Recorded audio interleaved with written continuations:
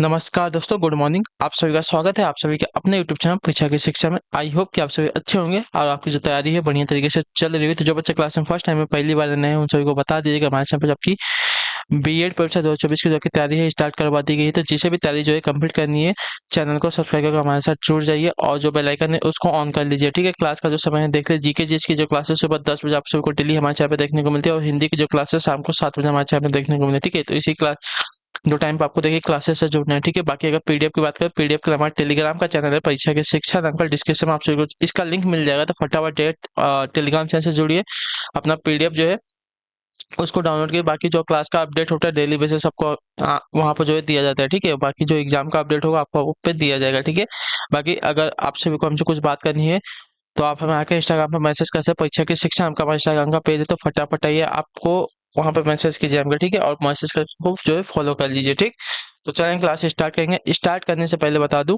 ये जो क्लासेस है हर एक स्टेट के लिए है जहाँ पे आपका बीएड प्रवेश परीक्षा 2024 होने वाला है। ठीक है, क्लियर सभी को इसके बारे में। ठीक, तो चलें क्लास स्टार्ट करेंगे। स्टार्ट करने से पहले जिसने क्लास को लाइक नहीं है, क्लास को एक लाइक कर दीजिए और क्लास को अपने दोस्तों के साथ जो है शेयर कर दीजिए। ठीक है, तो चलें क्लास स्टार्ट करें। फर्स्ट क्वेश्चन देखेंगे क्या पूछा गया, ध्यान से देखेंगे, बताएंगे राइट आंसर क्या हो जाएगा। सॉरी, ये आपका हिंदी का है। ठीक है, चलिए इसमें आपको बताना है।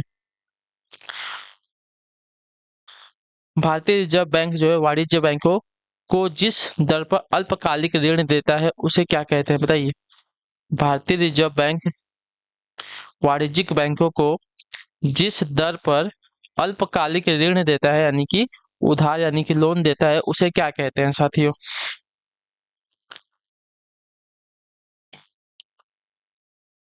तो राइट आंसर हो जाते हो रेपो रेट कहते हैं उसको, जो आपका दिया गया यहाँ पे ये वाला विकल्प आपका राइट आंसर। ठीक है, क्लियर सभी को इसके बारे में। भारतीय रिजर्व बैंक वाणिज्यिक बैंकों को जिस दर पर अल्पकालिक ऋण देता है उसे जो है रेपो रेट कहते हैं। क्लियर है, और जिस दर पर वापस लेता है उसको रिवर्स रेपो रेट कहते हैं, याद रखिएगा। ठीक, अगले क्वेश्चन पढ़ेगा, दूसरे नंबर पर बताएंगे राइट आंसर क्या हो जाएगा। बड़े वाणिज्यिक बैंकों का राष्ट्रीयकरण कब हुआ था, बताइए। बड़े वाणिज्यिक बैंकों का राष्ट्रीयकरण कब हुआ था साथियों, इसका राइट आंसर क्या, देखिए बड़े वाणिज्यिक बैंकों का जो राष्ट्रीयकरण हुआ था आपका हुआ था 1969 में, जो आपका दिया गया यहाँ पे सी वाला विकल्प आपका राइट आंसर। ठीक है, बड़े व्यापारिक बैंकों का जो राष्ट्रीयकरण है 19 जुलाई 1969 को जो है देश के 14 बड़े व्यावसायिक बैंकों का राष्ट्रीयकरण कर दिया गया था। ठीक है, याद रखिएगा कितने, तो 14। ठीक, क्लियर सभी को इसके बारे में। अगले क्वेश्चन बढ़ेंगे, तीसरे पे बताएंगे सही उत्तर क्या पूछा गया आपका, ध्यान से देखिएगा, बताइएगा। लोकसभा सचिवालय सीधे किसके नियंत्रण में आता है, बताइए। लोकसभा सचिवालय सीधे जो है किसके नियंत्रण में आता है, इसका सही उत्तर क्या हो जाएगा। तो इसका राइट आंसर हो जाएगा साथियों लोकसभा अध्यक्ष के, जो आपका सी वाला ऑप्शन दिया गया है सबका सही उत्तर हो जाएगा। ठीक है, क्लियर सभी को इसके बारे में, क्लियर है। लोकसभा सचिवालय किसके नियंत्रण में आता है, तो लोकसभा अध्यक्ष के। अगला क्वेश्चन देखें, चौथा नंबर है, उत्तर देंगे राइट आंसर का। पूछा गया आपका निम्नलिखित में से किस एक्ट ने जो है मुसलमानों के लिए अलग मतदाताओं यानी कि सामुदायिक प्रतिरूप की पेशकश की, बताइए। निम्नलिखित में से किस एक्ट ने जो है मुसलमानों के लिए अलग मतदाता यानी सामुदायिक प्रतिरूप की जो है पेशकश की थी साथियों, इसका सही उत्तर क्या हो जाएगा। तो आपका राइट आंसर हो एक्ट ऑफ 1909, जो आपका दिया गया यहाँ पे बी वाला विकल्प आपका राइट आंसर। ठीक है, क्लियर। भारत परिषद अधिनियम 1909 या माल्य मिंटो सुधार यूके की पार्लियामेंट द्वारा पारित एक अधिनियम जिसमें भारत के शासन में जो है भारतीयों की हिस्सेदारी अल्प मात्रा में बढ़ाई गई थी तथा मुसलमानों के लिए अलग मतदाताओं की पेशकश की गई थी। क्लियर है सभी को इसके बारे में। इसको जो है माल्य मिंटो सुधार अधिनियम भी कहते हैं, याद रखिएगा। ठीक है, अगले क्वेश्चन बढ़ेंगे, आपका 5वें नंबर पर उत्तर देंगे राइट आंसर क्या हो जाएगा। चोलों के समय का बृहदेश्वर मंदिर कहाँ स्थित है, बताइए। चोलों के समय का जो आपका बृहदेश्वर मंदिर है कहाँ पर स्थित, मैसूर में, महाबलीपुरम में, तंजावुर में या कन्याकुमारी में, इसका सही उत्तर क्या हो साथियों। देखिए चोलों के समय को जो आपका बृहदेश्वर मंदिर है आपका तंजावुर में स्थित है, जो आपका दिया गया यहाँ पे सी वाला ऑप्शन आपका यहाँ पे सही उत्तर हो जाएगा। ठीक है, चोलों के बृहदेश्वर मंदिर जिसका निर्माण जो है प्रथम राजा राज चोल ने करवाया था। यह जो मंदिर है शिव शंकर बृहदेश्वर भगवान को समर्पित है। यह जो है तंजावुर यानी कि तमिलनाडु भारत में स्थित है। क्लियर है सभी को इसके बारे में। अगले क्वेश्चन बढ़ेंगे, आपका 6ठे नंबर पर उत्तर दीजिएगा राइट आंसर क्या हो जाएगा। पूछा गया आपका वातावरण में क्लोरोफ्लोरो कार्बन उत्सर्जन पर प्रतिबंध लगाने संबंधी प्रथम प्रोटोकॉल कहाँ बना था, बताइए। इसका सही उत्तर क्या होगा साथियों। तो इसका सही उत्तर सबका हो जाएगा साथियों ऑप्शन नंबर ए, मॉन्ट्रियल में जो आपका दिया गया ए वाला विकल्प आपका सही उत्तर हो जाएगा। ठीक है, क्लियर सभी को इसके बारे में। मॉन्ट्रियल प्रोटोकॉल सितंबर 1997 यानी कि 1997 में कनाडा के नगर मॉन्ट्रियल में जो है संयुक्त राष्ट्र के तत्वाधान में जो है ओजोन परत की क्षति पहुंचाने वाले क्लोरोफ्लोरोकार्बन तथा मिथाइल ब्रोमाइड का उत्पादन रोकने के लिए जो है एक समझौता हुआ था। ठीक है, जिसके अंतर्गत यह निर्णय हुआ कि विश्व में सन 2015 तक क्लोरोफ्लोरोकार्बन तथा मिथाइल ब्रोमाइड का उत्पादन पूर्णतः समाप्त कर दिया गया जाएगा। ठीक है, क्लियर सभी को इसके बारे में मतलब कर दिया गया था। अगले क्वेश्चन बढ़ेंगे आपका 7वें नंबर पर उत्तर देंगे। राइट आंसर क्या होगा, रक्त समूह की खोज किसने की थी, यानी कि ब्लड ग्रुप की जो है खोज किसने की थी, इसका सही उत्तर क्या हो जाएगा। तो देखिए लैंड स्टीनर ने सबसे पहले 1901 में रक्त समूह की खोज की थी, याद रखिएगा। ठीक है, तो जो आपका दिया गया यहाँ पे सी वाला विकल्प आपका राइट आंसर होगा। ठीक है, क्लियर सभी को इसके बारे में। अगले क्वेश्चन बढ़ेंगे आपका उत्तर देंगे। 8वें नंबर में बताएंगे राइट आंसर क्या होता है। मैग्नेटिक मेरिडियन क्या है बताइए। मैग्नेटिक मेरिडियन क्या होता है, तो देखिए मैग्नेटिक मेरिडियन जो आपका होता है पृथ्वी के मैग्नेटिक उत्तर और दक्षिण से गुजरने वाला जो क्षेत्र होता है उसको कहते हैं, तो याद रखिएगा। ठीक है, मैग्नेटिक मेरिडियन जो है पृथ्वी के मैग्नेटिक उत्तर तथा दक्षिण से गुजरने वाले क्षेत्र को कहते हैं। यह एक काल्पनिक रेखा है जो पृथ्वी को दो चुंबकीय ध्रुव, उत्तरी ध्रुव एवं देशीय ध्रुव से होकर गुजर रही है। ठीक है, क्लियर सभी को इसके बारे में। अगले क्वेश्चन बढ़ेंगे आपका 9 नंबर बताएंगे राइट आंसर का। जो प्रोग्राम एक सिस्टम के फंक्शन को दूसरे सिस्टम पर नकल करेगा उन्हें क्या कहते हैं। जो प्रोग्राम एक सिस्टम के फंक्शन को दूसरे सिस्टम पर नकल करता है उसे क्या कहते हैं साथियों। एमुलेटर, सिमुलेटर, इवेल्युएटर या पीसीबी। तो देखिए जो प्रोग्राम एक सिस्टम के फंक्शन को दूसरे सिस्टम पर नकल करता है उसको एमुलेटर कहते हैं, जो आपका दिया गया यहाँ पे ए वाला विकल्प आपका राइट आंसर हो जाएगा। क्लियर सभी को इसके बारे में। अगले क्वेश्चन बढ़ेंगे उत्तर देने की कोशिश करेंगे। 10वां नंबर बताएंगे राइट आंसर क्या। लौ अयस्क से लोहा विनिर्मित करने की प्रक्रिया को क्या कहते हैं बताइए। लौ अयस्क से लोहा विनिर्मित करने की जो प्रक्रिया है उसको क्या कहते हैं। ऑक्सीकरण, अपचयन, विद्युत अपघटन, प्रभाजी, आसवन। तो देखिए लौ अयस्क से लोहा विनिर्मित करने की प्रक्रिया आपकी अपचयन कहलाती है, जो आपका दिया गया है बी वाला विकल्प 10वें पे आपका राइट आंसर हो जाएगा। क्लियर सभी को इसके बारे में। ठीक, अगले क्वेश्चन बढ़ेंगे उत्तर देंगे। 11 नंबर पर बताइएगा राइट आंसर का। वर्षा वन में किसी पेड़ के छत्र के नीचे जो वनस्पति उगती है उसे क्या कहते हैं बताइए। वर्षा वन में किसी पेड़ के छत्र के नीचे जो वनस्पति उगती है उसको क्या कहते हैं। तो उसको जो है देखिए अंडर स्टोरी कहा जाता है, जो आपका दिया गया यहाँ पे सी वाला विकल्प आपका राइट आंसर होगा। क्लियर सभी को इसके बारे में। अगला क्वेश्चन देखें 12 नंबर बताएंगे राइट आंसर का। रोल इन शब्द किस में प्रयुक्त होता है बताइए। रोल इन शब्द जो है किस खेल में प्रयुक्त होता है। क्रिकेट में, टेनिस में, हॉकी में, गोल्फ में। तो देखिए रोल इन शब्द का प्रयोग जो है आपका हॉकी में किया जाता है, जो आपका सी वाला ऑप्शन दिया गया है आपका सही उत्तर हो जाएगा। क्लियर सभी को इसके बारे में। ठीक, अगले क्वेश्चन जब बढ़ेंगे 13 नंबर पर बताएंगे राइट आंसर क्या हो जाएगा। देखिएगा ध्यान से, आपका क्वेश्चन आपके सामने दिया गया है, बताइए इसका सही उत्तर क्या हो जाएगा। निम्नलिखित विकल्पों में से भारत का सबसे व्यस्त अंतर्राष्ट्रीय बंदरगाह कौन सा बताइए।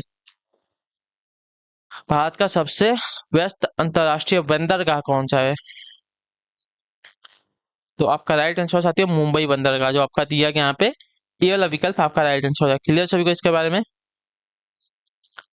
ठीक, अगले क्वेश्चन बढ़ेंगे आपका 14 नंबर पर उत्तर देने की कोशिश करेंगे राइट आंसर का। भारत में संविधान की उद्देशिका में जो है धर्मनिरपेक्ष शब्द कौन से संविधान संशोधन द्वारा जो है जोड़ा गया बताइए। तो आपका राइट आंसर 42वें संविधान संशोधन अधिनियम, जो आपका दिया गया यहाँ पे बी वाला ऑप्शन आपका यहाँ पे राइट आंसर। ठीक है, 42वें संविधान संशोधन द्वारा संविधान की उद्देशिका में जो है आपका समाजवादी, धर्मनिरपेक्ष और आपका राष्ट्र की अखंडता ये शब्द जो है जोड़े गए थे। क्लियर सभी को इसके बारे में। अगले क्वेश्चन बढ़ेंगे आपको उत्तर देंगे 15 पे बताएंगे राइट आंसर का। इनकलाब जिंदाबाद का नारा किसने दिया था बताइए। इनकलाब जिंदाबाद का जो नारा है साथियों किसने दिया था। तो इनकलाब जो जिंदाबाद है इसका नारा आपका दिया था साथियों भगत सिंह ने, जो आपका दिया गया यहाँ पे सी वाला ऑप्शन आपका यहाँ पे राइट आंसर। ठीक है, क्लियर सभी को इसके बारे में। इनकलाब जिंदाबाद इस नारे को जो है भगत सिंह एवं उनके साथियों ने जो है दिल्ली असेंबली में 8 अप्रैल 1929 को एक धमाका करने वाले बम फोड़ते हुए बुलंद किया था। क्लियर सभी को इसके बारे में। अगला क्वेश्चन 16 नंबर बताएंगे राइट आंसर का। विश्व की सबसे बड़ी coral reef great barrier reef कहाँ स्थित है बताइए।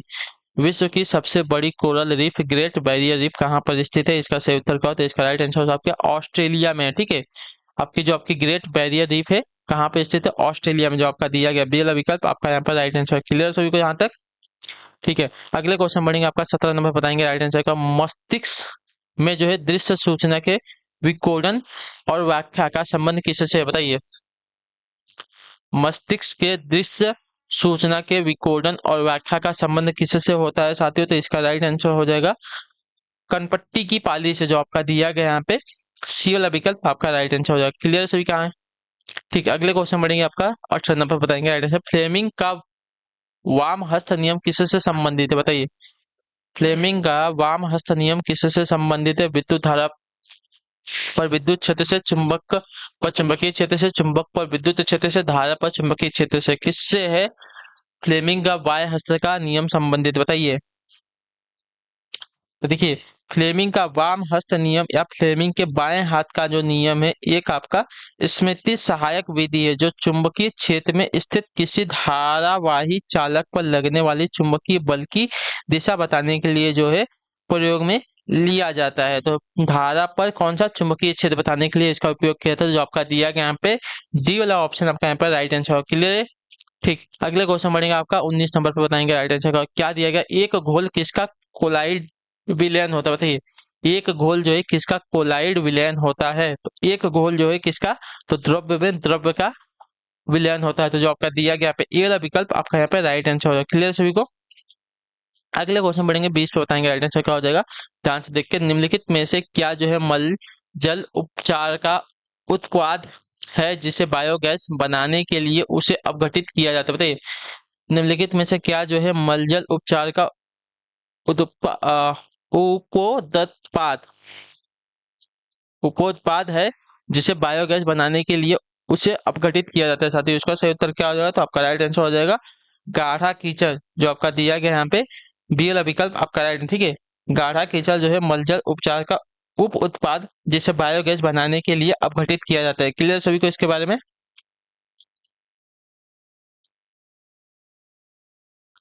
अगले क्वेश्चन बढ़ेंगे। आपका देखेंगे 21 पे बताएंगे राइट आंसर का। ब्रिक्स न्यू डेवलपमेंट बैंक यानी कि एनडीबी का मुख्यालय कहाँ है? बताइए। ब्रिक्स न्यू डेवलपमेंट बैंक यानी कि एनडीबी का जो आपका मुख्यालय है साथियों कहाँ पर है? तो इसका राइट आंसर हो जाएगा संघाई में, जो आपका ए वाला ऑप्शन दिया गया है आपका राइट आंसर। क्लियर सभी को इसके बारे में? इसके अध्यक्ष जो है कामत केवी कामत है। ठीक है, केवी कामत। अगले क्वेश्चन बढ़ेंगे। आपका 22 नंबर पर बताइएगा राइट आंसर क्या हो जाएगा। निम्नलिखित में से कौन सा इराकी शहर जो है टिग्रिस नदी के किनारे बसा हुआ है? बताइए। इनमें से निम्नलिखित में से कौन सा शहर जो है इराकी शहर, ठीक है, इराकी शहर जो है टिग्रिस नदी के किनारे बसा हुआ है? तो आपका राइट आंसर बगदाद, जो आपका दिया गया ये वाला ऑप्शन आपका राइट आंसर। क्लियर सभी को इसके बारे में? बगदाद जो है इराक की राजधानी भी है, इतना याद रखिएगा। ठीक है, और कहाँ पर? तो टिग्रिस नदी के किनारे पर स्थित है ये शहर। अगले क्वेश्चन बढ़ेंगे। आपका 23 नंबर पर उत्तर दीजिएगा। मानव विकास सूचकांक कौन तैयार करता है? बताइए। मानव विकास सूचकांक कौन तैयार करता है? तो आपका राइट आंसर हो जाएगा संयुक्त राष्ट्र विकास कार्यक्रम, जो आपका दिया गया ये वाला विकल्प आपका राइट आंसर हो जाएगा। ठीक है, मानव विकास सूचकांक संयुक्त राष्ट्र विकास कार्यक्रम तैयार करता है। क्लियर है यहाँ तक सभी का? ठीक है, कुछ भी डाउट होगा हमें देखिए नीचे कमेंट करके आप पूछ सकते हैं, या तो इंस्टाग्राम पे आपका हमें मैसेज करो। उबेर कप किस खेल से संबंधित है? बताइए। उबेर कप किस खेल से संबंधित है? तो देखिए, उबेर कप का जो संबंध है साथी आपका बैडमिंटन से है, जो आपका दिया गया यहाँ पे सी वाला विकल्प आपका राइट आंसर। क्लियर सभी को इसके बारे में? उबेर कप जिसे महिलाओं की विश्व टीम प्रतियोगिता भी कहा जाता है, यह एक बड़ी अंतर्राष्ट्रीय बैडमिंटन प्रतियोगिता है जिसमें विभिन्न देशों की राष्ट्रीय महिला जो है बैडमिंटन टीम में जो है इसमें हिस्सा लेते हैं। क्लियर है? अगला क्वेश्चन 25 पे उत्तर देंगे सही होगा। प्याज में खाद्य पदार्थ किस रूप में संचयित होता है? बताइए। प्याज में जो आपका खाद्य पदार्थ होता है किस रूप में संचयित होता है? सेल्यूलोज के, प्रोटीन के, स्टार्च के या शर्करा के? तो आपका राइट आंसर प्याज में जो आपका खाद्य पदार्थ होता है सेल्यूलोज के रूप में संचयित होता है, जो आपका दिया गया यहाँ पे ए वाला ऑप्शन आपका यहाँ पे राइट आंसर। क्लियर है?